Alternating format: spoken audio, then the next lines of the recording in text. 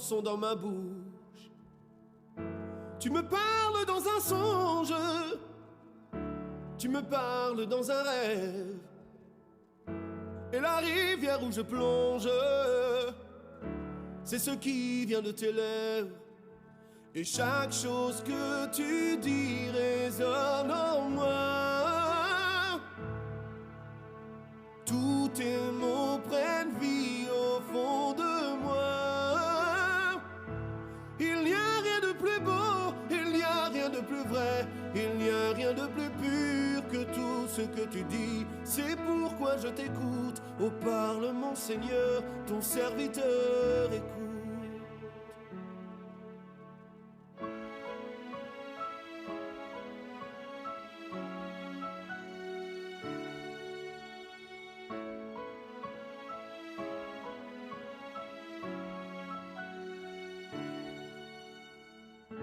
Tu me parles dans la tempête,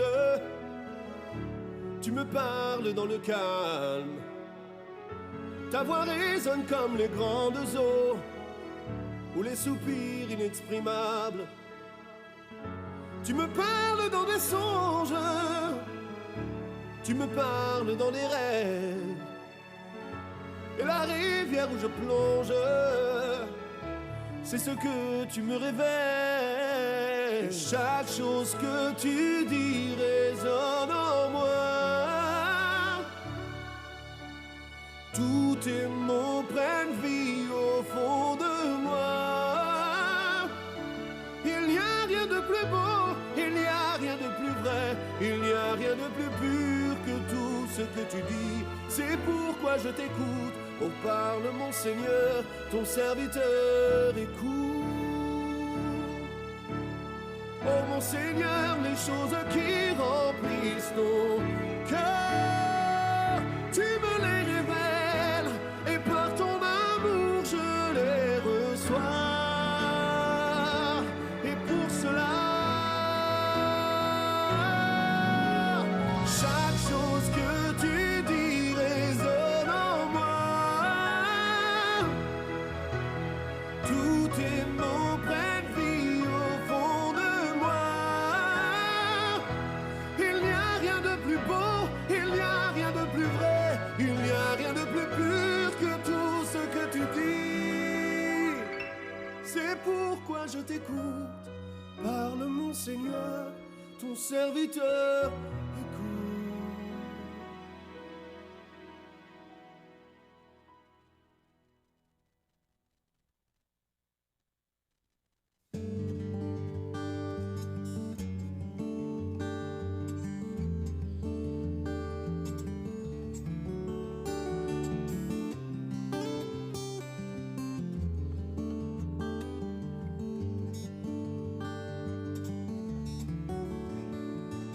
Toi qui m'as façonné au sein de ma mère, qui a prononcé sur moi des mystères et des merveilles que je porte en moi.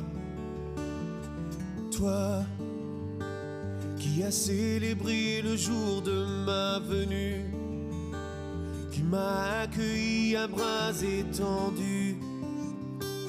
Et ce cœur de père s'est ému pour moi.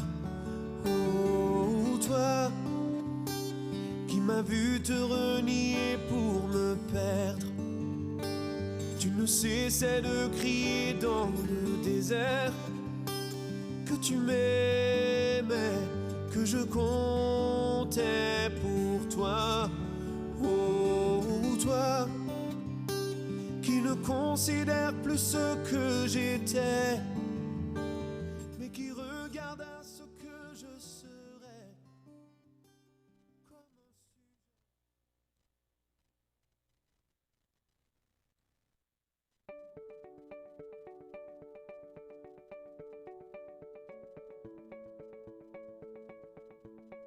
Bonjour, mon nom est Marie-France Bergeron et bienvenue à l'église communautaire Mountain View, une église où tous sont invités à découvrir et expérimenter Jésus pour ensuite influencer leur communauté. Pour ceux de vous qui sont nos invités pour une première fois, sachez que nous sommes un groupe de croyants passionnés par une foi en Jésus. Comme vous pouvez le constater, nous sommes également multigénérationnels. Les gens associés à notre Église sont à différents niveaux dans leur parcours de foi et notre désir est que chacun soit rencontré dans son besoin spirituel. Vous allez découvrir que nous sommes une Église qui aime chanter et proclamer la parole de Dieu. Alors, bienvenue à cette célébration. Bonjour et bienvenue à l'Église communautaire Mountain View. Je suis contente de vous voir ce matin. Il y a des nouveaux visages, des beaux nouveaux visages. Il y a les belles couleurs à l'intérieur aussi. Je suis contente de vous voir ce matin. Le premier chant que j'aimerais vous faire, en fait, s'appelle « Attire-moi près de toi ». Et puis, souvent, en fait, la vie fait en sorte qu'on est tellement occupé qu'on oublie, en fait, que sans Jésus, on ne peut pas vraiment vivre. Je ne sais pas pour vous, mais des fois, tu sais, la vie avance, on fait les choses, on se dit, OK, gars, j'ai fait ci, j'ai fait ça, j'ai fait ci, j'ai fait ça.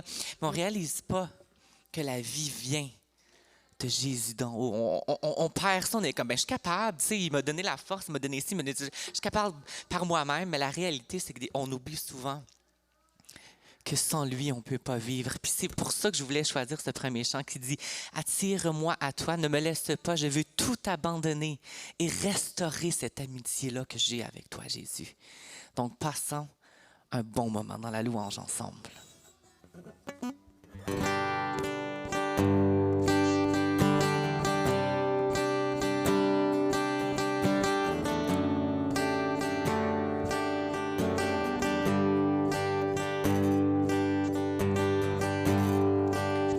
Attire-moi à toi,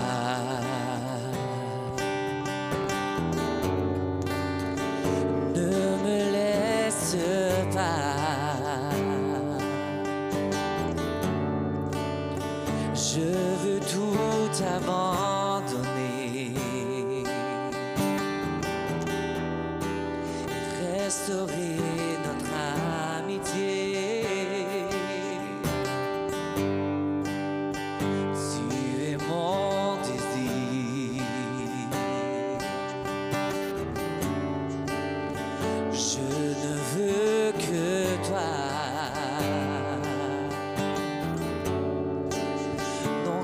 Ne peut te remplacer.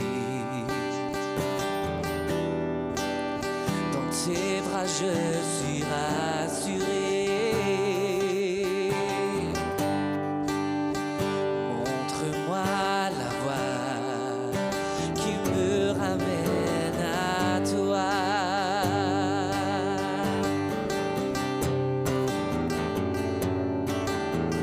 Tu es tout pour moi. Sans toi, je ne peux vivre. Tu es tout pour moi. Garde-moi près de toi. Chantons, tu es tout pour moi. Tu es tout pour moi. Sans toi, je ne peux vivre. Tu es tout pour moi. Garde-moi près de toi.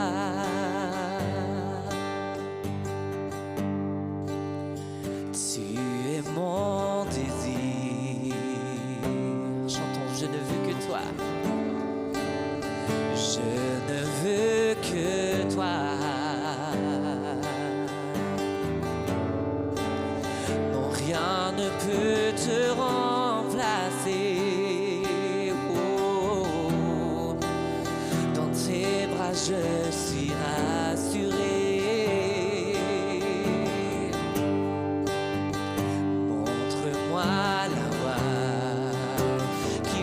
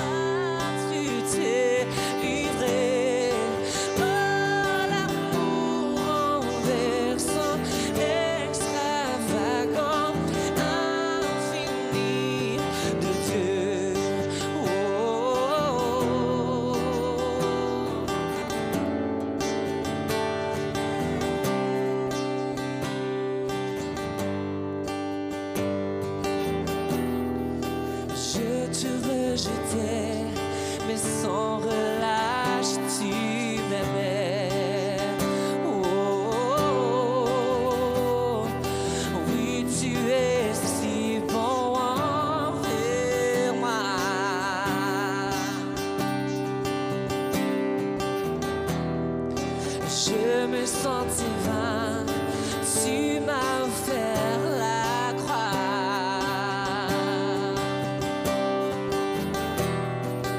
Oui, tu es si tendre envers moi. Oh, l'amour renversant, extravagant, infini de Dieu.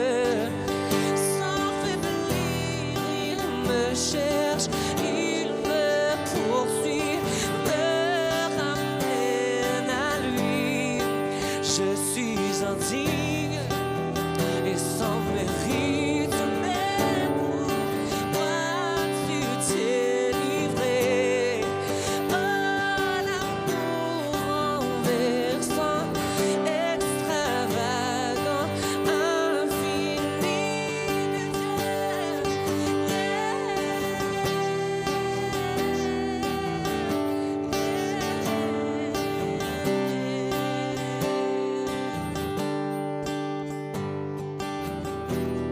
Aucune ombre n'est trop sombre, ni mon trop élevé pour que tu me cherches.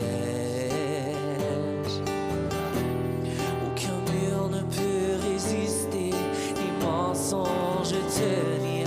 Sans fin, tu me cherches. Déclarons-le tous ensemble. Aucune ombre n'est trop sombre, ni mon trop élevé pour que tu me cherches. Aucun mur ne peut résister, ni mensonge tenir. Sans fin, tu me cherches. Oh, l'amour renversant, extravagant, infini de Dieu. Sans faiblir, il me cherche, il me poursuit, me ramène à lui. Je suis indigne et sans mérite, mais pour moi tu t'es livré. Oh, l'amour renversant, extravagant, infini de Dieu.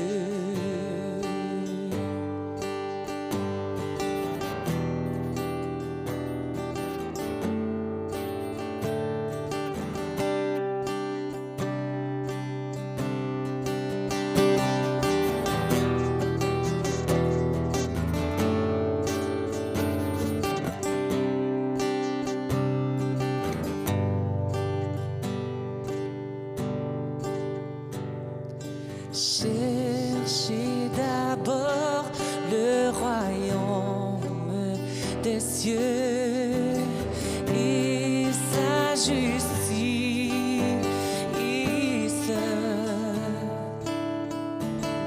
et toutes choses vous seront données en plus. Alléluia, alléluia. Chantons ensemble. Cherchez d'abord. Cherchez d'abord le royaume des cieux et sa justice,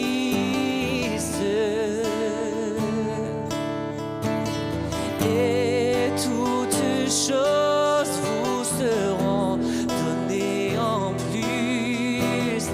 Alléluia, alléluia.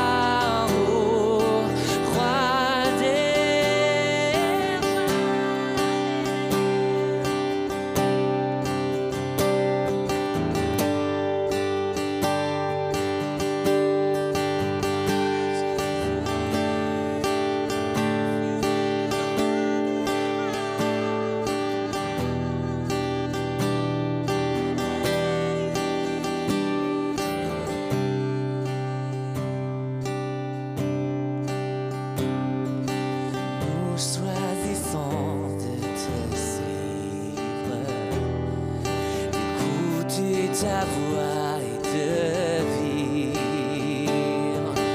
Et sur nos cœurs, nous porterons la gloire de ton nom. Nous venons déposer à tes pieds, nous couronner toute nos vies. Et jusqu'à la fin, oh oui, nous vivrons pour l'honneur de ton nom. Nous chantons gloire à Jésus, gloire à Jésus, gloire au roi des rois. Chantons gloire, gloire à Jésus, gloire à Jésus,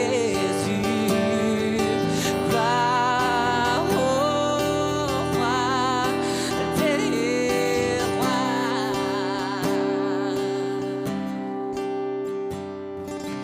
Voici le jour vient et il est là, où tout genou fléchira. La terre et les cieux proclameront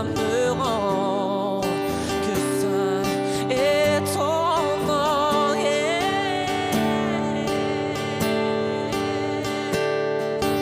Gloire à Jésus, gloire à Jésus, gloire au roi des rois.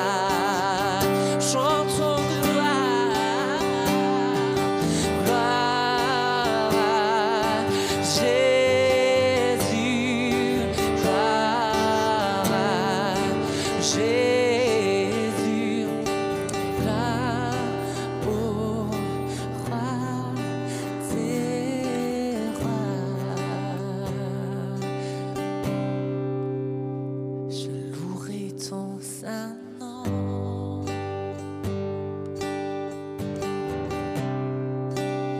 Je louerai ton saint nom, Seigneur Jésus, toute ma vie.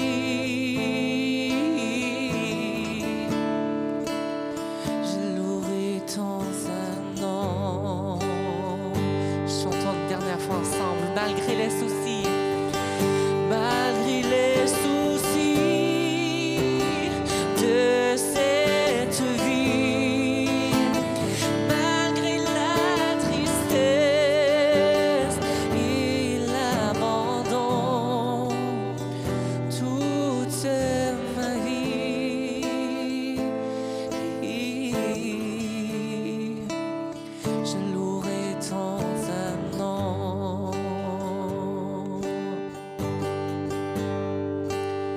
Je louerai ton saint nom.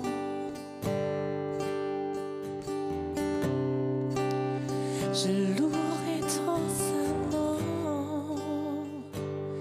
Seigneur Jésus, toute ma vie.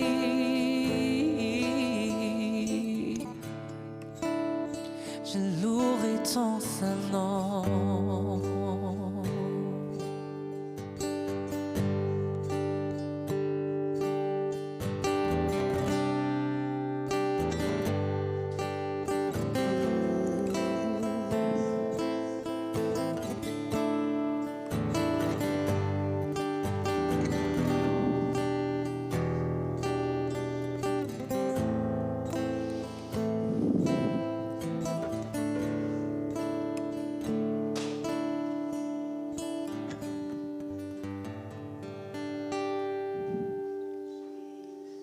Je vous invite à rester ou à vous mettre debout pour un moment de prière.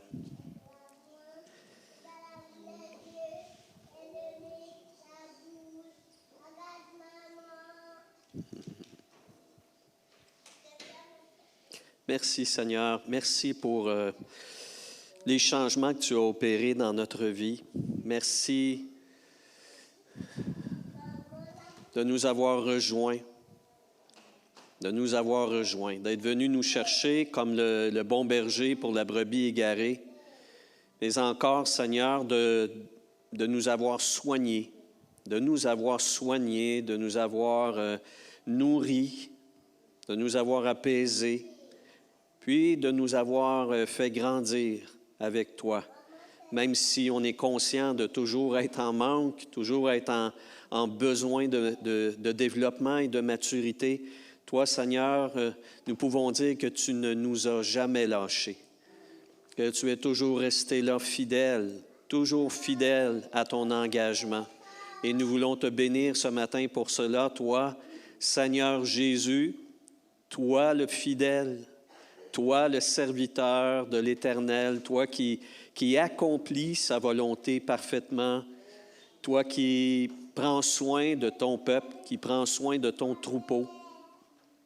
Nous voulons te remercier encore aussi pour ton Saint-Esprit, c'est-à-dire ton remplaçant ici sur terre, celui que tu as envoyé pour vivre en nous et nous rendre capables de te suivre, nous rendre capables de prier, nous rendre capables de comprendre, de recevoir de ta part les instructions, les enseignements, les correctifs. Merci, Seigneur, du Saint-Esprit qui est en nous. Et nous voulons donc nous déposer plus particulièrement à tes pieds en cet instant et te demander que ton Saint-Esprit nous enseigne chacun personnellement et qu'au travers tout ce qui se lira, tout ce qui s'entendra, tout ce qui se dira, que toi, tu parles à chacun de nous personnellement. Que chacun reçoive de toi cette touche merveilleuse du berger qui donne à sa brebis ce dont elle a besoin. Béni sois-tu, Seigneur, de nous soigner, de veiller sur nous de façon si précise, si intime. Nous te bénissons et nous te remercions de tout cœur. En ton nom, Jésus, nous avons prié. Amen. Amen. Merci, André. André est disparu. Merci, André, oui. Merci beaucoup. Merci pour ce temps de chant. Bonjour à vous tous, à vous toutes. Je n'ai pas eu l'occasion de vous saluer personnellement, mais je le fais présentement. C'est mon privilège là, de pouvoir tous vous voir, tous et toutes vous voir. Très heureux d'être avec vous et de partager avec vous aussi un enseignement que j'ai commencé il y a de cela, comme disait Saul, très, très jadis, non pas tant que ça, mais il y a quelques mois, en tout cas au moins un mois, je pense, sur le Dieu d'Abraham, d'Isaac et de Jacob. Vous allez voir apparaître à l'écran l'image d'introduction, l'image générale. Dieu de qui? Le Dieu de qui? Alors, ce matin, je vais faire, pour ceux qui ont mon âge ou peut-être plus, je vais faire un capitaine bonhomme de moi-même, c'est-à-dire ce personnage qui racontait des histoires à tous les jours, mais bon, quand on était le jour de l'écoute, il racontait beaucoup de ce qu'il avait dit auparavant, bon, puis il en ajoutait un petit peu. Ça va peut-être ressembler à ça parce que, après tout, j'ai devant moi, je pense, en tout cas, des auditeurs qui n'ont peut-être pas suivi les leçons précédentes. Alors, permettez-moi de juste recrinquer un peu les enseignements et puis, comme ça, de pouvoir aller de l'avant. D'où vient l'idée? Je vous avais raconté que, suite à un contact avec un rabbin juif messianique qui croit en Jésus, je m'étais fait poser la question, ce que je pensais, moi, personnellement, du Dieu d'Abraham, d'Isaac et de Jacob. Bon, je n'ai pas été surpris qu'on me pose la question. Quand même, un rabbin juif pour qui Abraham, Isaac et Jacob sont les pères de la foi. Oui, c'est ça. On va le dire. Merci beaucoup, Camério, pour nous montrer ça ici. Donc, c'est ça. Alors, il m'avait demandé « Que penses-tu? » Et puis, j'étais tombé quelque temps auparavant sur le psaume 105 que je méditais, dans lequel psaume, il y avait cette parole où c'était dit que Dieu ramène toujours à son esprit son alliance.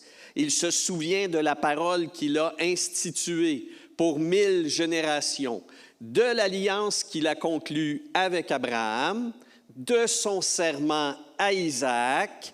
Il a établi cela comme une loi pour Jacob, comme une alliance perpétuelle pour Israël. Et quand j'avais lu et médité ce passage, ce qui m'avait intrigué, c'était les distinctions, les différences entre la relation que Dieu, en tout cas ici, déclarait via David, psaume inspiré, les distinctions qu'il avait dans ses contacts d'alliance avec Abraham, Isaac et Jacob. Alors, en ce qui concerne Abraham, ma méditation, et je vous ai présenté ça aussi dans une leçon, tournait autour évidemment de la foi. Abraham, c'est le prototype de la foi. Qu'est-ce que la foi? Regarde Abraham, c'est celui qui est en route avec Dieu. Et puis, il y avait le serment à Isaac que j'avais étudié, et puis enfin, la relation particulière que Dieu a entretenue avec ce Jacob que Dieu a renommé Israël. C'est le verset 10, c'est le même personnage. Il a établi cela comme une loi pour Jacob, comme une alliance perpétuelle pour Israël. C'est cette même personne. Donc, j'avais pu répondre aux rabbins juifs un peu cela, donc les distinctions entre ces éléments-là. Et je vous avais raconté également que Jésus lui-même trouvait que ces trois personnages-là étaient effectivement au cœur de l'alliance que même nous, non-juifs, dans laquelle nous, non-juifs, on s'intégrait. Par exemple, donc, dans Matthieu, vous ne l'aurez pas à l'écran, je vais vous le lire. Dans Matthieu, chapitre 8, verset 11, il est écrit « Je vous le dis », c'est Jésus qui parle, « beaucoup viendront de l'Est et de l'Ouest pour s'installer à table dans le royaume de Dieu. » Avec qui? Avec Abraham, Isaac et Jacob. Donc, Jésus lui-même souligne que nous allons nous asseoir à la table dont les dignitaires, c'est comme un mariage, là, il y a la table, dont les dignitaires seront Abraham, Isaac et Jacob. Et la question, c'est, mais pourquoi Jésus souligne Abraham, Isaac et Jacob? Pourquoi pas David, tiens, pourquoi pas Moïse? Moïse, le grand législateur, pourquoi pas un des grands prophètes? Daniel ou Ésaïe, tiens, Ésaïe, qu'on appelle l'évangéliste de la première alliance, etc. Pourquoi Jésus dit « Nous nous asseoirons à table dans le royaume de Dieu avec Abraham, Isaac et Jacob ». Eh bien, la réponse est que ces trois personnages-là, et dans une des diapositives, on la voit, là, où on voit marcher les trois personnages, là, je donne des cues à Camério, les trois pionniers de la marche avec Dieu. Ce sont trois pionniers de la marche avec Dieu, avec lesquels Dieu, justement, établit les principes qui le lient à ses enfants. Il y a trois principes de la marche avec Dieu. Et ces trois principes-là ont été démontrés, manifestés par les récits qui nous sont faits dans la Bible. Dans la Genèse, dans ce cas-ci, parce que c'est trois personnages du premier livre de la Bible, et évidemment, tout ne nous est pas dit sur ce qu'Abraham a dit et fait, même chose pour Isaac ou Jacob, mais ce qui est écrit l'a été pour notre éducation, l'a été pour que nous, on retienne ce qui était essentiel dans la marche de foi de chacun de ces personnages-là. Et donc, si vous permettez que je revienne rapidement sur Abraham, on a ce texte dans Galates, chapitre 3. C'est intéressant parce que Paul, lorsqu'il enseigne à des non-juifs comme nous, va revenir sur ces grands personnages-là de la foi. On a vu avec Abraham, il le fera aussi avec Isaac. Mais ici, nous lisons dans Galates, chapitre 3, versets 6 à 9. « Tout comme Abraham eut foi en Dieu et que cela lui fut compté comme justice, reconnaissez donc que ce sont ceux qui ont la foi qui sont fils d'Abraham. » Cela, il le disait à des non-juifs qui se faisaient titiller, se faisaient agacer, ou comme on dit en bon québécois, ils se faisaient gosser par des juifs messianiques qui étaient convaincus que les non-juifs voulant intégrer le royaume de Dieu via Jésus devaient se faire circoncire, c'est-à-dire ils devaient passer par la première alliance pour accéder à la deuxième. C'est bon? Alors, il se faisait achaler comme ça. Il fallait absolument donc que ceux qui étaient non-juifs, d'abord deviennent juifs par la circoncision et là puissent accéder à Jésus le Messie, qui est quand même le Messie des Juifs. Et Paul, lui, va dire non, il n'y en est pas question, c'est autre chose. Dieu, dans son projet, intègre les non-juifs sans que ceux-ci aient à devenir à devenir religieux juifs. Alors, c'est ce qu'il dit ici dans le verset, et il continue. Or, l'Écriture prévoyait que Dieu considérerait les non-juifs comme justes sur la base de la foi. Ainsi, ceux qui croient sont bénis avec Abraham, le croyant. Donc, Paul, l'apôtre, va aller invoquer ce colosse de la foi, ce patriarche même d'Israël, pour dire, attention, le patriarche a été déclaré juste, non parce qu'il a été circoncis, qu'il a suivi les traditions mosaïques, les traditions de Moïse, il a été déclaré juste avant même la loi, il a été déclaré juste seulement par la foi. Alors, tous ceux qui ont foi sont reliés au patriarche Abraham. Pas besoin de se faire circoncire ou de suivre les ritualités juives pour cela. Alors, on avait vu qu'est-ce qui était particulièrement la foi, parce que des fois, ça se perd. Alors, la prochaine diapositive, j'avais souligné l'aspect que, évidemment, on connaît ce texte-là quand même majeur lorsque Dieu appelle Abraham et crée l'alliance avec lui, parce que c'est ce qui est souligné avec Abraham. Il lui dira, « Marche devant moi et sois intègre. » Et ça, c'est intéressant parce que le mot « intègre », je m'étais arrêté particulièrement, je le remets devant vous, là, « tamiyim ». Le mot « intègre », c'est le mot hébreu « tamiyim », et littéralement, ce que ça veut dire, c'est ce que vous voyez là, c'est-à-dire complet. Soit complet, soit sans défaut, en fait, soit tel que je t'ai créé. Fascinant. C'est pas la définition qu'on aurait, nous, de l'intégrité. Et ce mot-là, tamiyim, c'est le même mot qui est employé pour les brebis, les animaux, en fait, peu importe que ce soit une colombe, un bœuf, une brebis. Lorsqu'on apportait un animal en sacrifice à Dieu, il fallait que ce soit, dans nos traductions françaises, qu'il soit sans tache, sans défaut. Vous avez peut-être déjà lu ça. Si vous êtes habitué des Lévitiques, hein, c'est excellent. Si vous avez une insomnie, lisez le Lévitique.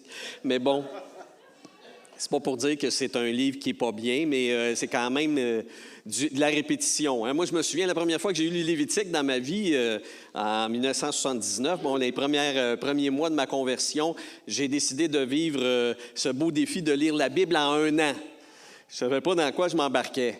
Mais puis bon, tu sais, en jeune converti, mal instruit, j'ai lu la Bible comme on lit un livre, c'est-à-dire du couvercle de gauche jusqu'à la fin. Puis bon, une Bible, c'est une bibliothèque, il ne faut pas nécessairement aborder le tout de cette façon-là. Mais rapidement, donc, je me suis cassé les dents sur... Bon, ça va, hein, Genèse, c'est intéressant, on retrouve les grands récits qu'on a appris dans la catéchèse. Moi, j'étais très pratiquant catholique, donc il y avait quand même des bases. Ah oui, c'était bien. Exode, c'est fascinant. Exode, hein, c'est un drame, c'est dramatique. Attention à ton café. C'est le fun, Exode. Bon, en tout cas. Mais bref, quand on arrive, l'attente de la rencontre, et puis, après ça, quand on arrive dans Lévitique, et là, il y a une description hyper précise de tous les sacrifices avec un petit peu de sang sur le lobe gauche et puis l'intestin de telle affaire, puis tout ça. Puis tu lis un chapitre, tu dis, ah, boy, celle-là, il était dur. Tu lis le 2e, ça recommence. Le 3e, ça continue. Le 4e, puis là, tu dis, mais mon Dieu, mais qu'est-ce qui se passe? Puis là, à ce moment-là, moi, je m'étais dit, dans ma petite tête de jeune croyant, je me suis dit, ah oui, hein, tu veux me tester, hein? Tu veux me tester, hein? Je vais le faire quand même. Et là, j'ai lu ça, je lisais ça. Puis j'avais la mauvaise habitude de lire la Bible le soir avant de me coucher, tu sais. Oui, en tout cas, je cognais des clous. Ça, c'est clair. Puis je me réveillais, puis je me disais, non, il faut que je le fasse. Puis j'ai réussi, hein, mais oh mon Dieu, Lévitique, ça a été la 16, comme on disait là, dans le monde des moines. Bref, je vous parlais de ça pour vous dire que tamiyim, c'est justement ce terme-là quand il est dit, tu apporteras un animal devant Dieu. Il faut qu'il soit sans tache, c'est-à-dire, il faut qu'il soit tel que Dieu l'a conçu, sans défaut. OK? Bon, en tout cas, là, il fallait visionner l'animal simplement en regardant s'il était, par exemple, le petit agneau tout blanc, c'est gentil. Mais pour un être humain, c'est plus compliqué. Les tâches sont intérieures. C'est plus complexe un peu. Mais alors, vous voyez, quand Dieu dit à Abraham, marche devant moi, marche devant ma face en étant conscient que je suis là auprès de toi, de qui je suis, marche devant moi en étant conscient de qui je suis, nous nous engageons, nous cheminons, puis en même temps, ton objectif, c'est celui-ci, c'est de devenir la personne que moi j'ai conçue. Je lisais ce matin dans la presse, pour ceux qui lisent, j'aime beaucoup lire la presse, mais je lisais ce matin un beau texte de quelqu'un dans la section libre qui nous rappelait que c'est gossant un petit peu ça aussi, de se faire dire tout le temps qu'il faut qu'on devienne quelqu'un d'important ou qu'il faut qu'on fasse de grandes choses. Et c'est intéressant, j'appréciais ça d'autant plus que je méditais sur Tamim. La personne dont nous écrit dans la presse en disant j'ai rencontré une amie qui avait sur son T-shirt, c'était inscrit « Just do it », comme d'autres maximes modernes et américaines qui nous dit fonce dans la vie, etc. Son ami pleurait pratiquement en disant « C'est-tu plate pendant la pandémie? Il y en a qui en ont profité pour apprendre l'espagnol, le chinois, il y en a qui ont écrit un livre, il y en a qui ont fait ci, puis moi, j'ai rien fait d'autre chose que d'essayer de survivre. » Genre. Puis donc, l'auteur de ce magnifique article nous dit « Mais c'est-tu pas terrible de penser que de simplement être au mieux de soi-même, ce ne soit pas un bel objectif? C'est-tu plate de se faire dire dans notre société moderne qu'il faut absolument qu'on accomplisse quelque chose de spectaculaire, d'au-dessus des autres, pour pouvoir considérer qu'on a fait une chose d'importante? Qu'on a fait une chose importante. Et moi, ça m'a touché parce que je me suis dit, bingo, c'est exactement ça. C'est-à-dire que dans le monde chrétien, il peut arriver aussi qu'on ait l'impression qu'on n'a pas atteint l'objectif quand on ne s'est pas démarqué par une œuvre spectaculaire, un ministère populaire, un visionnement par X nombre de personnes, une position sur l'estrade pendant les célébrations d'une façon ou d'une autre. On a l'impression qu'on n'a pas atteint l'objectif de Dieu si on n'a pas fait quelque chose de wow. Mais Dieu, lui, tout ce qu'il demande, c'est que tu sois la personne que lui a voulu. Il n'a pas dit que tu fasses des choses, c'est que tu sois l'être que j'ai fait.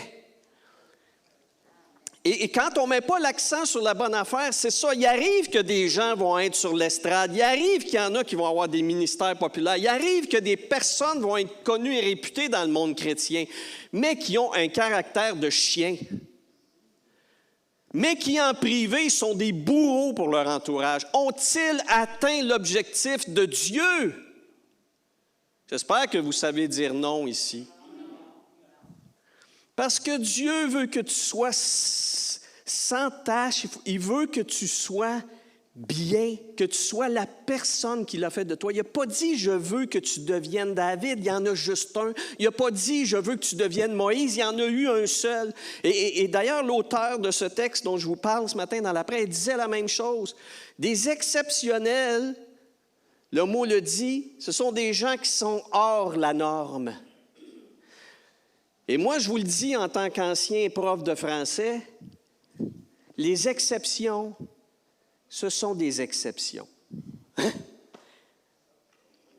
La grammaire a ses règles. Est-ce qu'il y a des exceptions? Oui. Ici et là, mais les exceptions ne constituent pas la norme à suivre. Et dans la vie humaine, c'est la même affaire.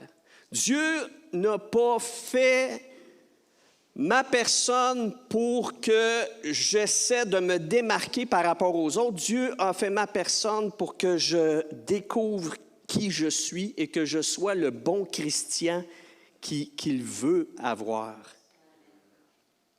Et ça va compléter l'objectif. Et puis, s'il y a déjà bien assez de travail comme ça, je peux vous en passer un papier. J'ai bien assez d'ouvrages à devenir... Oui, il y en a qui l'ont constaté. Oui, c'est ça. Mais c'est important qu'on se dise ça ici ce matin, et ceux qui nous écoutent, là, qu'on se dise que le plan de Dieu, ce n'est pas de faire des choses extraordinaires, c'est devenir la personne ordinaire. Je pense qu'il va falloir réapprendre à glorifier l'ordinaire parmi nous. Puis d'arrêter de penser qu'on n'a pas de valeur parce qu'on ne fait pas des choses qui sont visuellement ou publiquement ou de manière populaire ou de manière, dans les calculs, que c'est « wow ». Dieu, lui, vous le savez, Dieu, quand il nous regarde, quand vous êtes dans l'intimité avec, j'espère que c'est comme ça, vous comprenez, Dieu dit « wow » en vous voyant. Puis il n'y a pas besoin d'attendre que vous essayiez de l'impressionner. Lui est en attente que vous soyez tel qu'il vous a créé. Puis que vous cheminiez vers ce perfectionnement-là. Puis vous allez me dire, oui, mais ça, tu es dans l'Ancien Testament, puis tu fais de la théologie avec un mot de l'Ancien Testament. Je peux vous amener dans 1 Thessaloniciens 5,23, où il est dit par l'apôtre Paul que Dieu, ce qu'il veut, c'est qu'on devienne cette personne-là autre et différente, et que dans notre esprit, notre âme et même notre corps, nous soyons perfectionnés comme personne. Et il n'y a rien dans ce verset-là qui nous indique quel est le plan de Dieu pour notre vie. Il n'y a rien là-dedans qui implique que nous devons faire des choses extraordinaires, sinon que de nous perfectionner nous-mêmes. Vous cherchez le projet de Dieu, regardez-vous dans le miroir. Alors, chaque matin, vous vous regardez dans le miroir, si ça donne que vous en avez un quand vous vous brossez les dents, ou que vous vous peignez. Moi, c'est assez simple, assez rapide à ce niveau-là, mais de penser, de dire, le projet de Dieu, il est là. Il est sous mes yeux quand je regarde dans le miroir. Le projet de Dieu, c'est pas de dire, qu'est-ce qu'il faudrait que je fasse? Faudrait-tu que j'écrive un autre livre? Faudrait-tu que je fasse ci? Dieu dit, attends, c'est pas important ça. Ce qui est plus important, c'est toi, Christian. Sois l'homme que j'ai désigné en toi. L'homme que moi, je vois dans l'espérance. Dieu, c'est un homme d'espérance. Vous savez, Dieu est plus fort que nous autres. Dieu me regarde et Dieu dit, Christian, deviens Tamihim. Deviens Tamihim. Deviens tel que je t'ai désigné, désigné. OK? Dans les bleus, là, comme un architecte qui fait les plans d'origine. Dans les plans d'origine, deviens celui-là. Deviens celui-là. Et ça ne constitue pas des choses à faire, ça constitue quelqu'un à devenir. À être. Bon, on pourrait s'arrêter là, je pense qu'on en aurait déjà bien assez, mais on va continuer quand même, si vous permettez, parce qu'on va parler ce matin d'Isaac. Alors, Isaac, deuxième personnage de la triade de l'Alliance. Alors, si Abraham, c'est sous la marche de la foi et de l'intégrité dans l'Alliance, Isaac, lui, nous invite, il est dit que Dieu se rappelle de son serment à Isaac. Bon, le mot serment lui-même est assez solennel. Je trouve qu'en français, on ne comprend pas tellement bien le mot serment. Le mot originel parle du fait de jurer solennellement. En cours de justice, par exemple, avant de témoigner, on va nous demander de jurer ou de faire un engagement de parole qui correspond à la vérité des choses, à la réalité. OK? Et puis, on doit le faire d'une façon tellement solennelle que si on fait défaut à ça, on est accusé. On peut nous-mêmes, à ce moment-là, passer du côté des coupables et puis être jugé par rapport à ça. C'est grave. Alors, quand on jure, on s'engage solennellement. Bien, c'est ça le serment. Le mot, là, Dieu a juré. Dieu a juré de façon solennelle. Et c'est grave. Il y a un élément de gravité. Alors, des fois, le serment, oui, j'ai fait un serment de... Mais juste comprendre la gravité de ce mot-là. Bref, ici, dans le texte qui apparaît à l'écran, que je vais lire, on voit un petit peu comment les choses... c'est bien celui-là, 26, 2, 6. Oui, c'est ça. L'Éternel apparut à Isaac et dit, « Réside dans le pays que je vais t'indiquer. Séjourne dans ce pays-ci. Je serai avec toi et je te bénirai. Je tiendrai le serment que j'ai fait à ton père Abraham, parce qu'il m'a obéi et qu'il a respecté mes ordres, mes commandements, mes prescriptions et mes lois. » Et plus loin, Dieu dit, « N'aie pas peur, car je suis avec toi.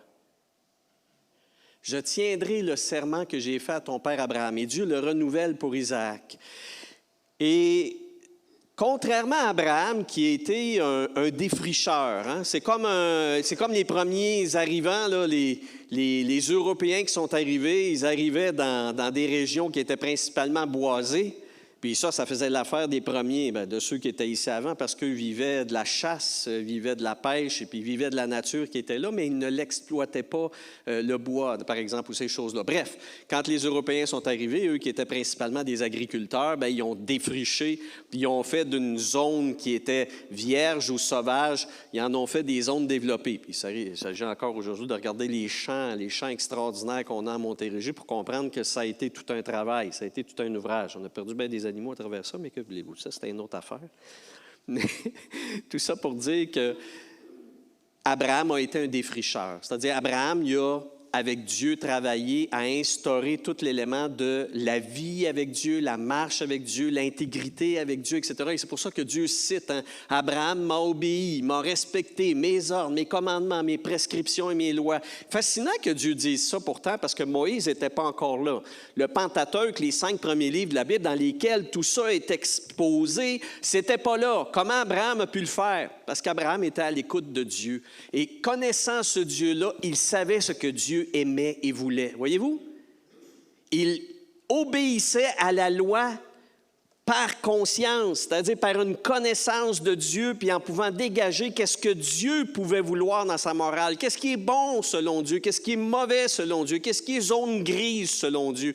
Abraham l'a compris, lui, dans la relation d'intimité avec ce Dieu qu'il a connu. Et puis donc, Dieu dit, Abraham a défriché la zone, a préparé le terrain, et moi, Isaac, je te demande de rester là-dedans.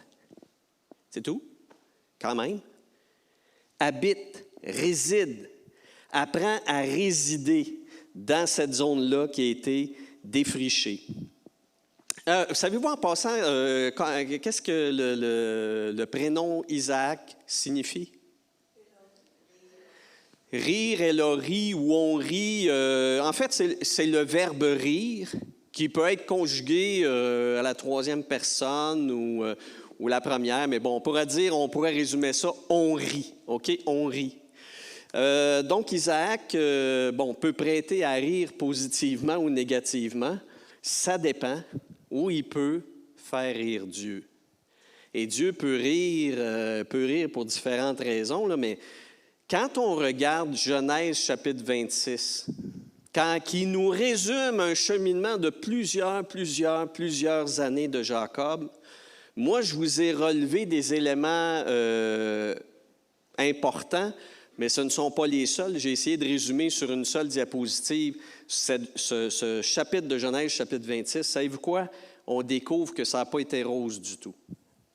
On découvre que cet appel de Dieu à Isaac à résider dans ce que Abraham a implanté et défriché, ça n'a pas impliqué pour lui marcher dans un beau jardin merveilleux. Ça a été épreuve, détresse, confrontation, etc. Alors, je vous en relève ici, là. Il y eut une famine. D'abord, ça commence comme ça, Genèse 26. C'est qu'après que Dieu dit à Isaac, « OK, Isaac, maintenant, ton père est mort. Maintenant, l'alliance, c'est toi qui en es porteur et représentant. Et toi, je te dis, retiens une chose, mon serment envers Abraham, ton père, je le transfère sur toi et nourris-toi de ça. Je m'engage, je jure que je serai avec toi. » Voyez-vous? C'est tout.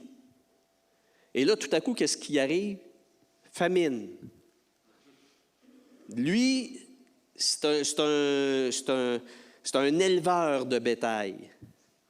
C'est une très mauvaise nouvelle pour un éleveur de bétail de réaliser qu'il y a une famine, il y a une sécheresse épouvantable qui s'installe et là, ton bétail dépérit. Alors, qu'est-ce qu'il va faire? Isaac dut se rendre vers Abimélec, roi des Philistins. Mais Dieu va lui dire, « OK, ça va, tu peux aller vers le bord de mer, parce qu'il est allé plus vers le bord de mer. Mais reste dans le secteur, je ne veux pas que tu descendes en Égypte, il faut que tu restes dans cette portion-ci. C'est une portion qui fait quand même la Philistie faisait partie de la promesse du territoire qui serait donné aux descendants d'Abraham, Isaac et Jacob. Donc Dieu dit, reste là. Mais Abimelech, c'est pas facile. Là. Abimelech, son mot même veut dire le père des rois. Le père des rois, le boss des bécosses. Et lui, il aimait tout gérer. Alors, Isaac s'en va dans le secteur des Philistins qui était au niveau de la température un petit peu plus doux. Il y avait des accès à des cours d'eau, sinon à des puits. Mais la première chose qu'Isaac va faire, il va réagir exactement comme son père Abraham l'avait fait auparavant, c'est que là, tout à coup, tout de suite, il dit, « Ouais, mais je m'en vais dans un secteur où dans les cultures et les mœurs sociales, les femmes sont des biens à profiter. » Et quand tu acquiers une femme qui est de lignée riche, en tout cas, tu peux acquérir ses biens. Bref, lui, Isaac, il se dit, mon Dieu, là, si il voit ma belle-femme, Rebecca, puis que moi, je suis son mari, ils vont me tuer pour la prendre comme femme puis avoir tous mes biens. Et là, il va faire comme son père avait fait avant lui. Il va dire, bien, c'est ma sœur. Tu sais, je vous présente ma sœur. Et puis, bon, là, tu sais, puis s'il y a de quoi, si jamais il me demande de la prendre en mariage, je lui dirai que, bon, ça ne tente pas, c'est tout, mais moi, ils ne s'attaqueront pas à moi parce que, bon, je ne suis pas son mari, etc. Alors, il invente une histoire, il va mentir. Puis, évidemment, bon, il arrive une situation, et on voit le nom Isaac qui ressort. À un moment donné, il y a des Philistins qui voient Isaac, bon, parce qu'Isaac est installé dans un coin, dans un secteur, avec ses tentes. Et puis, à un moment donné, il y a des Philistins qui voient Isaac en train de rire avec sa femme. Et ils vont aller voir le roi Abimelech, ils vont lui dire, si c'est son frère, il s'amuse avec sa sœur d'une façon que seul un mari pourrait s'amuser. En fait, si vous comprenez qu'il y a un euphémisme ici, là, c'est-à-dire il rigolait, mais disons qu'il rigolait d'une manière particulière avec sa sœur. Et c'était assez simple pour les Philistins de comprendre que ce n'était pas sa sœur, c'était sa conjointe, c'était sa femme. Et puis on a ri, hein? On a dit, ah, le petit bateau! Et puis là, bien, Abimelech a fait venir Isaac, l'a grondé, lui a dit, c'est pas correct ce que tu as fait, tu nous as menti, etc. Bon, en tout cas, bref, ça s'est replacé. Bon, en tout cas, bref, Isaac va retourner dans sa tente, et puis là, évidemment, tout le monde va savoir que c'est sa femme. Abimelech va dire, on ne touchera pas à ta femme, il n'y a pas de problème. Isaac s'enrichit, son troupeau s'agrandit. Les Philistins sont jaloux de lui parce qu'ils disent, comment ça se fait que lui, sa business, ça fonctionne? Il est dans le même secteur climatique que nous, il est dans la même région que nous. Comment ça se fait que lui, il a plus de productivité au niveau de ses animaux que nous en avons? Ça n'a pas de bon sens, il y a quelque chose qui ne marche pas là-dedans. Ils sont jaloux. Et puis là, ce qu'ils vont faire, c'est pour l'empêcher de prospérer, ils vont combler des puits dans lesquels Isaac, ses serviteurs, allaient puiser pour alimenter, évidemment, abreuver ses troupeaux. Ils vont combler les puits de son père Abraham pour l'empêcher de nourrir ses bêtes. Et même, à un moment donné, parce que ça ne semblait pas suffire, Abimelech lui-même va convoquer Isaac, puis il va lui dire, « Écoute, c'est fatigant ton affaire, puis on a l'impression, tu nous manges la laine sur le dos, tu es dans notre secteur à nous, puis tu es en train, à quelque part, de te nourrir puis de t'enrichir à nos dépens. Alors, prends tes clics et tes claques et va-t'en. » Puis là, Isaac, OK. Isaac s'en va. Et Isaac, donc, va creuser de nouveaux puits, là, dans le nouveau secteur, il est dans la région de Guérar. Et là, première nouvelle, c'est que l'eau abonde dans ce puits, les animaux peuvent en bénéficier, puis là, il y a des bergers, des bédouins du secteur qui sont jaloux eux aussi, qui vont aller voir Isaac, puis ils vont lui dire, « Hey man, c'est parce que le puits qui est là, tu sais, c'est à nous autres. » Lui, il va dire, « C'est parce qu'il n'y en avait pas de puits, je l'ai creusé. » Ils ont dit, « Oui, mais t'as-tu remarqué, tu es dans notre territoire? Allô? C'est beau que tu creuses ici, c'est mon territoire, c'est notre territoire, donc ce que tu as là, ça nous appartient. Fait que prends tes clics, puis tes claques, puis va-t'en. » Deuxième fois. Et une troisième fois encore, donc il creuse ailleurs et ces puits lui furent encore là aussi volés. Puis enfin, un troisième site. Et là, dans ce site-là, enfin, il y a la paix. Mais là, il est rendu, tu comprends? Il se trouve de plus en plus dans les secteurs désertiques. Mais Dieu, par serment, Dieu le bénit. Dieu le bénit. Et il peut s'en sortir. Ses ennemis, finalement, voyant qu'ils ont beau essayer de le placer en situation de difficulté, Isaac prospère, ses troupeaux s'agrandissent. Et savez-vous ce qu'ils vont faire, les petits comiques? Ils vont aller en délégation spéciale. Abimelech, les gens de Guérard, vont aller voir Isaac et vont lui dire, « Écoute, on va faire alliance ensemble parce que, d'une part, on ne t'a jamais fait de mal. On a toujours été smart pour toi. Puis, on ne veut pas que tu te retournes contre nous. » Parce que c'est sûr, on remarque que Dieu, le Créateur, a l'air à te bénir. Partout où tu t'installes, ça va bien, tu t'enrichis. Il n'a pas dit malgré eux, mais tu t'enrichis. Alors, on aimerait faire alliance juste pour faire sûr que tu t'en prendras jamais à nous, parce qu'on a toujours été correct avec toi. Puis Isaac, lui, qu'est-ce qu'il fait? Isaac, il fait un party. Il est béni. Il leur sert à manger et à boire. Il va signer le contrat. Il va mettre sa signature. OK, les gars, c'est beau. Tout est beau. Oh yes! Eux autres, ils vont repartir. Et vous voyez, ça finit comme ça. Et quand tu lis, donc, Genèse 26, il y a vraiment une chose particulière qui frappe, c'est que Isaac gesticule jamais. Il pète jamais une coche. Isaac, c'est comme... Ouais. Mais c'est ça. C'est comme... Mais coudonc, qu'est-ce qui se passe avec lui? Mais Isaac, c'est ça, voyez-vous. Isaac, c'est un homme de paix. On dit pacificateur, c'est un homme de paix.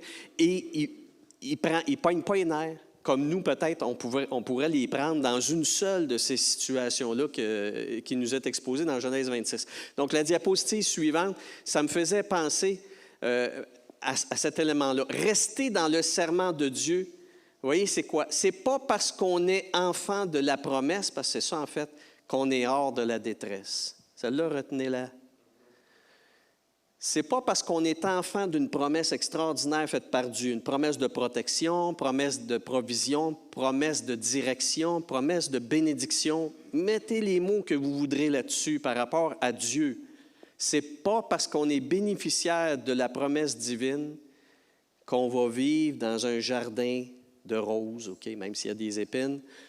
OK? Et ça, à ce niveau-là encore, je vous dirais, en tant que chrétien, dans les dernières décennies, en Amérique du Nord, c'est malheureusement pas une équation qui a souvent été faite dans le message qui est envoyé. On se fait souvent dire que être chrétien, c'est être béni, puis être béni, c'est être plein, hein?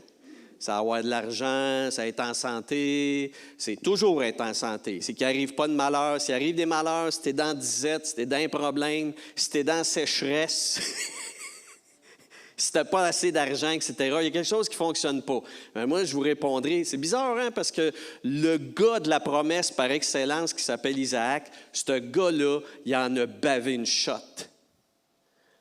Cette personne-là qui s'appelle Isaac a vécu des détresses. Et puis, il a fait des fois de mauvais choix, comme mentir, comme pas dire les vraies affaires. Mais aussi, les autres, ils ont mangé la laine sur le dos, hein, pour parler des brebis, justement. Il s'est fait manger la laine sur le dos pendant des années et des années. Puis à travers ça, il pouvait réussir à survivre parce que Dieu prenait sa défense, puis Dieu, par en arrière, lui apportait des bénédictions. Mais vous voyez, on ne sent pas, il n'est pas dit qu'Isaac, dans ces situations-là, s'est tourné vers Dieu, puis il a dit à Dieu, « Ça ne marche pas ton programme. Ça ne fonctionne pas. Tu m'as promis que tu serais avec moi. Tu m'as dit, tu as juré que tu serais ma bénédiction, mon protecteur, etc. Qu'est-ce qui arrive? Mes ennemis ont le dessus sur moi.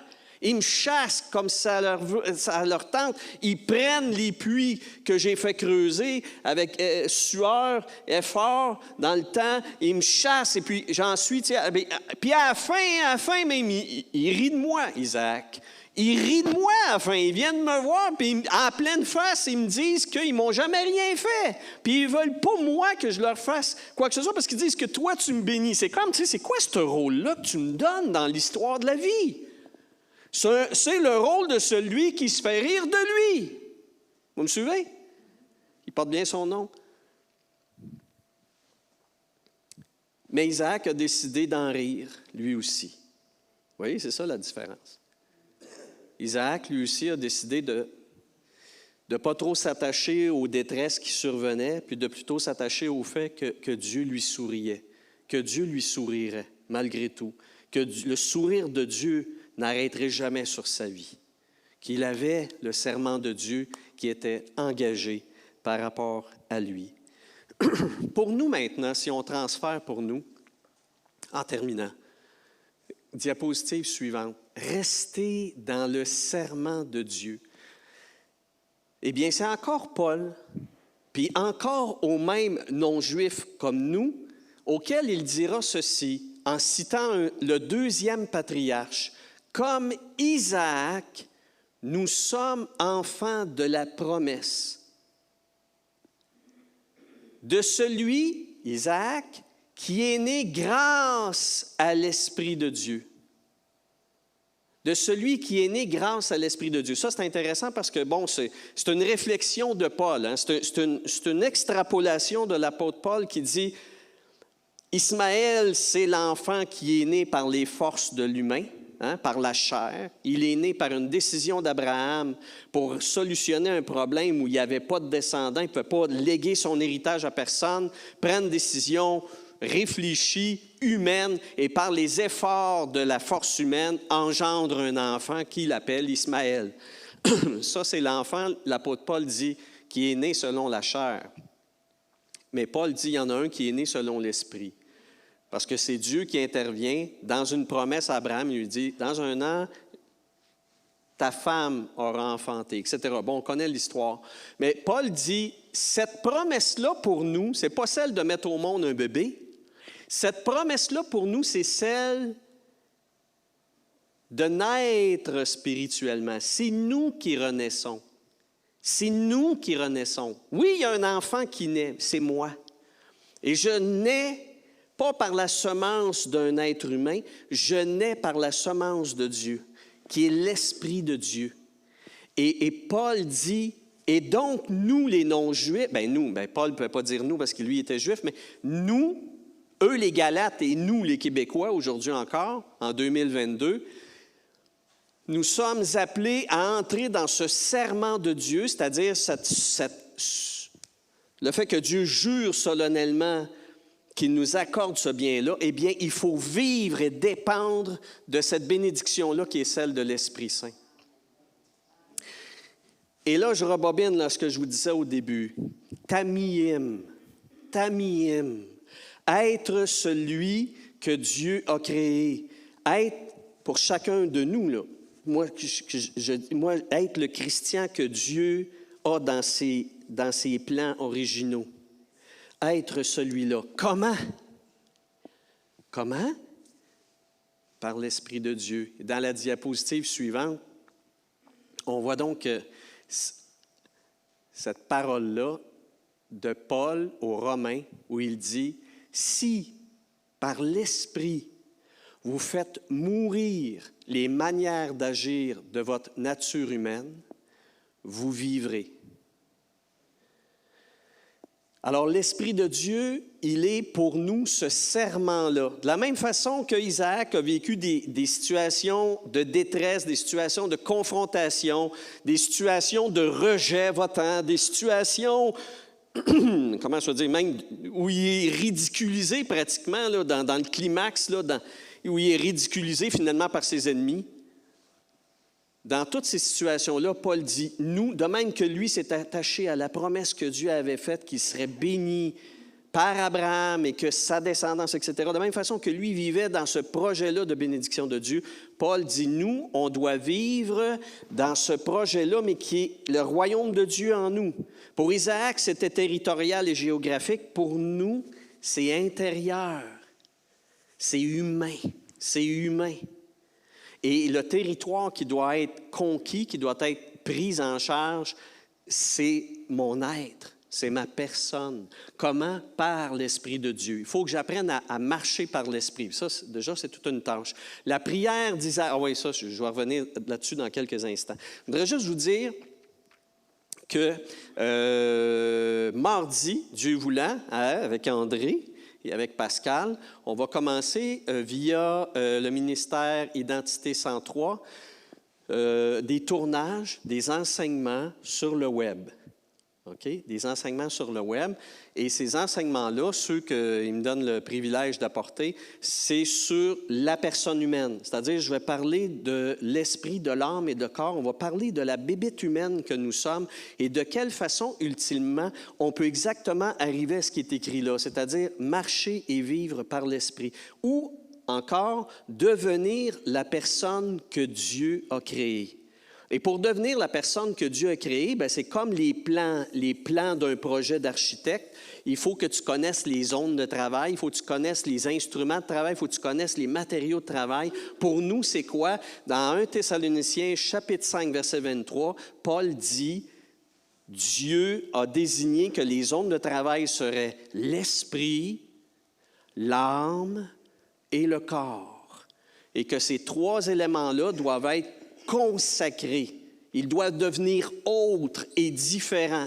Il faut travailler sur ces zones-là. Alors, il y a quelques années, j'avais fait une étude sur la bébête humaine, l'anthropologie biblique, et j'ai repris ce travail-là quand on a eu des discussions il y a quelques mois déjà avec André sur une série avec Identité 103. Pour moi, c'était désigné parfaitement. Il fallait parler de l'être humain que nous sommes et de quelle façon je dois devenir celui que Dieu a désigné à être. Et pour ce faire, il faut que je comprenne de quoi je suis fait.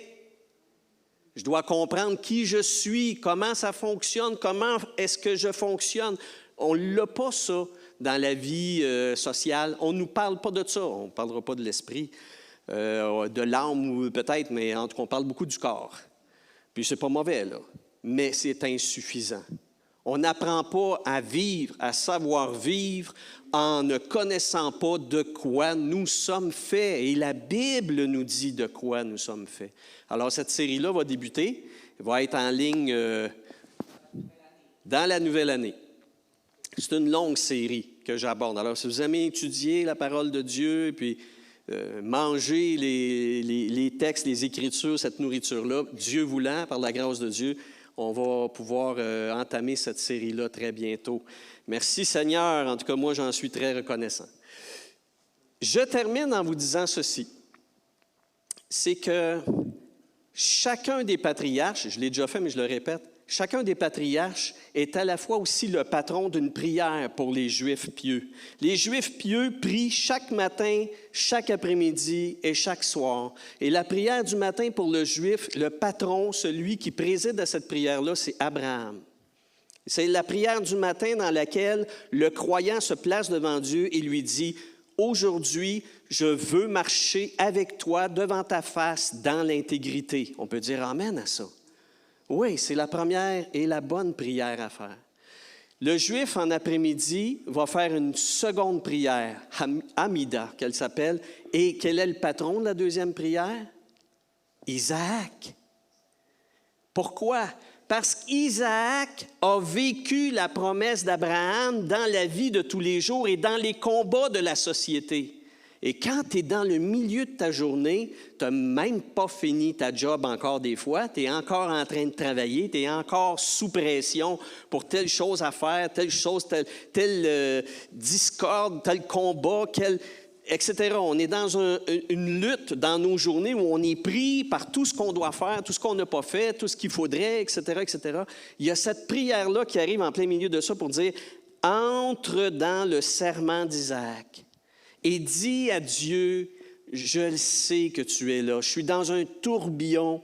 Je suis emporté par toutes les nécessités. Je suis fatigué. J'ai le goût de me reposer. Je ne peux pas. Je suis comme Isaac dans ces régions désertiques à essayer de creuser des puits pendant qu'il se fait voler, pendant qu'il se fait ridiculiser, etc. Je suis dans une situation qui n'est pas agréable, mais malgré tout, je tourne mon regard vers toi et j'appelle ta promesse à mon endroit.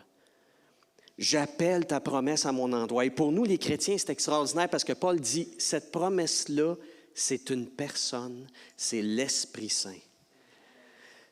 Et je pense qu'on doit apprendre au cœur de notre journée, au milieu de notre notre tourbillon quotidien, d'arrêter comme le Juif pieux et de dire à Dieu, j'ai besoin de ton esprit, j'ai besoin d'un download. J'ai besoin que ton serment s'active en cet instant.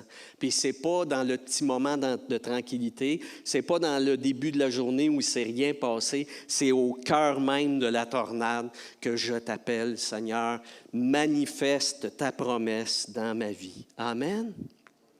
C'est extraordinaire. Le Dieu d'Abraham, le Dieu d'Isaac et le Dieu de Jacob nous appelle à vivre l'alliance avec lui. C'est-tu pas merveilleux? Et c'est ce Dieu-là. Et un peu comme ce rabbin juif messianique me le disait, il me le répétait souvent en me parlant de Dieu, il est bon, je pense, qu'on apprenne aussi à l'appeler de cette façon-là. À l'appeler, tu es le Dieu d'Abraham, d'Isaac et de Jacob. Et de penser en disant cela que ce ne sont pas des personnages à vénérer, ce sont des personnages qui me donnent les 3 clés de la vie en alliance avec Dieu. Amen? Amen. Prions ensemble. Dieu d'Abraham, Dieu d'Isaac, Dieu de Jacob, nous te bénissons pour les leçons que tu nous accordes à travers ces trois hommes que tu as connus bien avant nous et avec lesquels tu as choisi de nous apprendre à vivre encore aujourd'hui dans l'alliance avec toi. Nous te bénissons, Seigneur, d'avoir manifesté envers Isaac ta bénédiction. Tu l'as accompagné dans ses périls, tu l'as accompagné dans ses luttes, tu l'as accompagné dans ses déceptions. Tu l'as accompagné dans des situations où il était ridiculisé et méprisé, fourvoyé. Tu étais là et tu l'as béni malgré tout. Seigneur, nous voulons apprendre, comme lui, à être en paix malgré tout, à chaque jour. Et nous te prions qu'au sein même, qu'au milieu même de nos journées folles, tu nous appelles à être nous aussi des Isaac, de nous arrêter, de penser à toi, d'appeler, comme Paul dit, la vie de l'Esprit, ton serment solennel à notre endroit, et de faire qu'au sein même de la détresse, nous restions dans la paix et dans la joie, et qu'avec toi, on puisse rire, qu'on puisse prendre les choses d'une certaine manière, un peu à la légère, parce que c'est toi qui as du poids. C'est toi qui as du poids et qui as de la valeur au-dessus de tout. Merci, Seigneur, pour ta parole. Merci pour ces enseignements. Grave-les en nos pensées, en nos esprits. Fais en sorte que nous ayons de la joie à vivre avec toi, le Dieu d'Abraham, d'Isaac et de Jacob. Dans le nom de Jésus, nous prions. Amen. Amen. Que Dieu bénisse également les offrandes qui vont être recueillies. Les paniers sont à l'arrière, donc à la fin, vous pouvez les déposer. Que le Seigneur vous bénisse et que nous marchions avec lui dans la joie d'Abraham. Amen. Amen. Quelques petites annonces avant qu'on se quitte ce matin. Premièrement, je vais parler aux hommes de l'Assemblée. Si on peut mettre l'annonce à l'écran. Il y a l'Église de Saint-Hyacinthe, le Carrefour chrétien des Mascoutins, qui nous invite à participer à leur petite rencontre d'hommes. C'est le pasteur Bruno Savard, qui est le directeur du Québec, qui va partager 2 sessions sur le thème « Laisser un héritage spirituel avec les hommes présents ». Ça commence à 9h, de 9h à midi. À 9h, il va y avoir un petit café et biscuits, puis c'est à 9h30 que ça va commencer. Donc, si ça intéresse des gens, juste venir me voir. Moi, je vais prendre note. On va envoyer ça à Guy Gosselin, juste pour qu'il puisse avoir un nombre de gens à qui ça intéresse. Dernière annonce ce matin. Je sais que la semaine passée, on n'a pas pu avoir notre grosse célébration Action de grâce avec Potluck. Ne vous en faites pas, j'ai pensé à vous. On va remettre ça le 30 octobre, notre célébration, où est-ce qu'on va avoir un message qui va s'intituler « Reconnaissant no matter what ». Donc, est-ce que vous êtes reconnaissant no matter what, peu importe ce qui se passe? Et puis, on va avoir le band et puis apporter un plat parce qu'on va faire notre potluck le 30 ensemble pour qu'on puisse vraiment être reconnaissants les uns les autres et du bâtiment et de l'équipe qu'on a. Donc, invitez des gens si vous voulez parce qu'on va avoir notre service d'action de grâce le 30. Sur ce, bonne semaine à vous.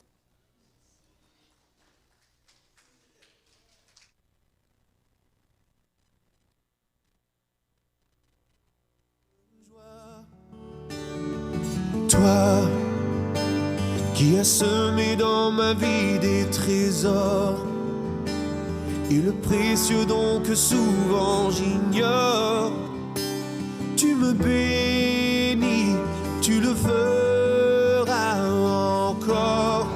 Oh, oh, toi qui me chéris depuis le premier jour, je ne saisis l'étendue de cet amour. Je t'ai trahi, mais tu m'aimes en retour. Oh, toi qui m'as vu te renier pour me perdre, tu ne cessais de crier dans le désert que tu m'aimais, que je comptais pour toi. Oh, toi qui ne considère plus ce que j'ai fait, mais qui regarde à ce que je ferai comme un sujet d'honneur et de joie. Tu m'as élevé comme un fils, aimé de tout ton cœur. Je t'ai rejeté tant de fois. Je t'ai si peu considéré, souvent même accusé, rejetant mes erreurs sur toi. Tu as mis ton nom sur mes lèvres pour que je le célèbre. Je l'ai oublié tant de fois. Malgré tout l'amour que j'ai eu, tout ce que j'ai reçu, je n'ai pas eu d'égard pour toi. Mais dans mon amour injuste, tu m'as sauvé. Dans mon amour injuste, tu m'as guéri. Je n'en étais pas digne, mais tu m'as pardonné. Je ne méritais pas, mais tu m'as pardonné. Oh, oh, oh. Père, je veux te remettre ma vie entière. Je ne veux plus retourner dans le désert. Je t'appartiens et c'est toi que je sers. Oh Père, voilà ce que je désire aujourd'hui, et que plus jamais je ne t'oublie. Tu es mon Dieu, tu es toute ma vie, toute ma vie.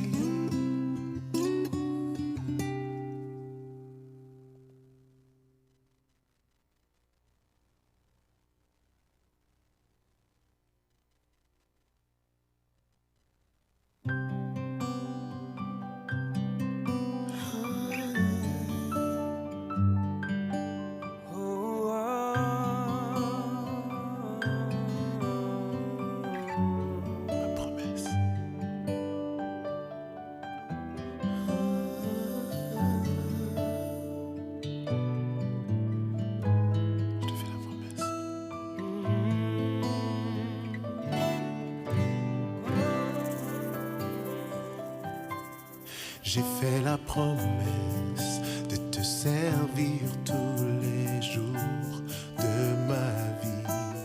J'ai fait la promesse